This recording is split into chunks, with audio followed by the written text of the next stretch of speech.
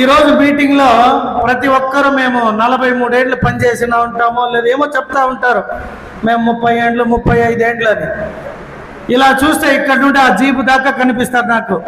ఎవరు పని చేసినారు, ఎవరు పని చేయలేదు, ఎవరు పని కోసం వస్తారు, ఎవరు పని లేకపోయినా వస్తారు, లేదా నిజమైన కార్యకర్తలు ఎవరు, పార్టీ పట్ల నిజమైన నాయకత్వంతో పనిచేసే వాళ్ళు ఎవరు అనేది నేను గమనించే దాంట్లో ఫస్ట్ ఉంటా.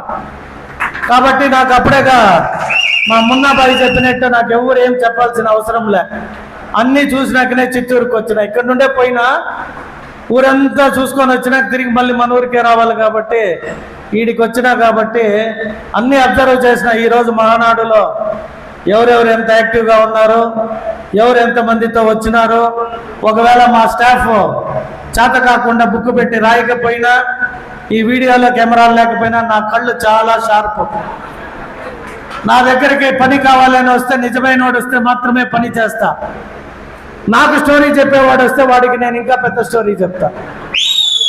కాబట్టి నేను నేర్చుకునేది నా నాయకుడి దగ్గర ఒకటే, పని చేసిన వాడికి ఎప్పుడు అవకాశం ఇవ్వాలో తెలిసిన వ్యక్తిగా మా నాయకుడు ఎలా నడుచుకుంటాడో నేను కూడా నా కార్యకర్తలు, మన పార్టీ అభిమానులు, కార్యకర్తలు, పార్టీ కోసం కష్టపడే వారిని ఒకరోజు లేట్ కావచ్చు కానీ జీవితకాలం మరవకుండా వారిని ప్రోత్సహించే కార్యక్రమం చేసేకి నాకు తెలుసు.